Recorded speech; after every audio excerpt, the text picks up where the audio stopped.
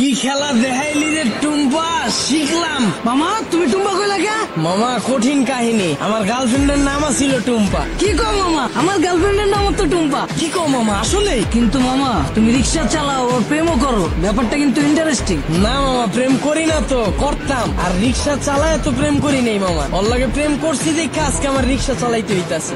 আরে টুম্পা, তোর লাগে প্রেম কইরা আজকে আমার হাতে হ্যান্ডেল পায়ে প্যাডেল। কি কও মামা, প্রেম কইরা মানুষ দেবদাস হয়ে যায় বলছি, কিন্তু প্রেমের লাগে মানুষ রিক্সা চালায় এটা প্রথম শুনলাম। মামা তোমার কাহিনীটা কিন্তু ইন্টারেস্টিং লাগতেছে, গল্পটা কও শুনি। আরে বাবু কি শুরু করছো? ওনার এই ফালতু গল্প শুনে আমাদের সময় নষ্ট করে লাভ আছে? তার চাইতে চলো তুমি হেডফোন বের করো, আমরা গান শুনি। আরে না, মামার কাহিনীটা অনেক ইন্টারেস্টিং, মামা তুমি কও। না মামা থাক, বাদ দেন। মামি উনতে চাইতেছে না, পরে দেখা গেল আমার কাহিনী উন্না চিত্তা যাইব। আরে মামা তুমি তোমার গার্লফ্রেন্ডের কাহিনী কইবা, এটা তো হয় চাঁদবকে। কও মামা শুনি। মামা কি কমু দুঃখের কাহিনী, ও একটা জিনিস আছিল মামা, খালি চুস্ত। সুস্থ মানে? শুনেন তাইলে সেনা বুঝবেন। ওর মায়ায় বইরা মামা একটা চাকরি করতাম, ওই চাকরিটাও গেছে গা। ওর আর কি করার, বন্ধু বান্ধবের টাকা ধারলে ওর লগে দেখা করতাম। মাসের ভিতরে 15 দিনে দেখা করতাম মামা, 15,000 চুইসা লাইতো। কেমনে মামা? মামা হয়তো মায়া ছিল না মামা, হয়তো পিশাচা ছিল, রক্তের মতো টাকা খালি চুইসা খায়া ফলাইতো।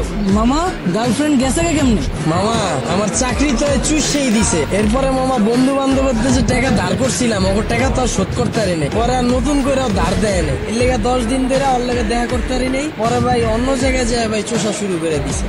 পরে আর কি মামা, 1 বছরে 10 লাখ টাকা চুষা দিছে। পরে এই 10 লাখ টাকা শোধ করার লেগে মামা এই যে রিক্সা চালানো শুরু করলাম।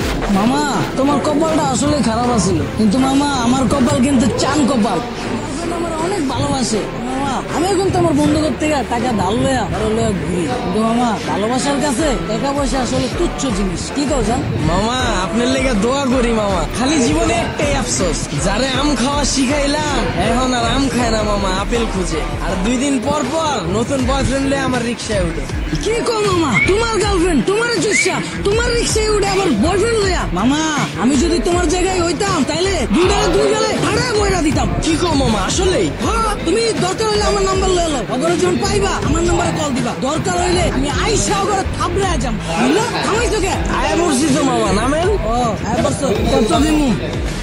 কি বলছো আমার মালিকা? মামা আপনিই তো কইলেন পাইলেই কানের নিচে বাজায় দিতে। আমারে হাতে হ্যান্ডেল পায়ে প্যাডেল যে পড়াইছে ওই জিনিসই তো এটাই তো আপনার কপালে জুটছে। আর আপনি কইলেন না হেল্পার রে দেখা উঠতে চায় নাই বাসে, ওই হেল্পারও আমার মতোই চাকরি করতো, ওরে চুইসা হেল্পার বানায় দিছে। এরপর আপনারা ধরছে। যাক মামা সাবধানে থাকেন, আমার ভাড়াটা দিয়ে দেন। আর মামা চুষা শেষ হইলে যদি রিক্সা লাগে আমার জানেন মামা, রিক্সা আমার পরিচিত আছে এলাকায়। কি খেলা দেখাইলি রে টুম্পা, শিখলাম। আপনারা অনেকে জানেন 10-15 দিন আগেও আমার পেজে শুধুমাত্র 2500 ফলোয়ার ছিল।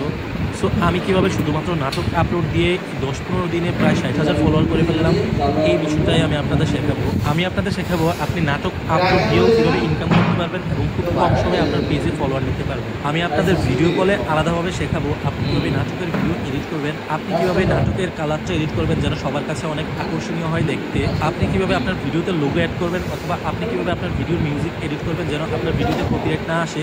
এই সকল কিছু জানতে আমাকে ইনবক্স করুন। অবশ্যই এটা পেড সার্ভিস, আমি যখন আপনাদেরকে সময় দেবো আপনাদেরও উচিত আমার সেই সময়ের মূল্য দেওয়া। ধন্যবাদ।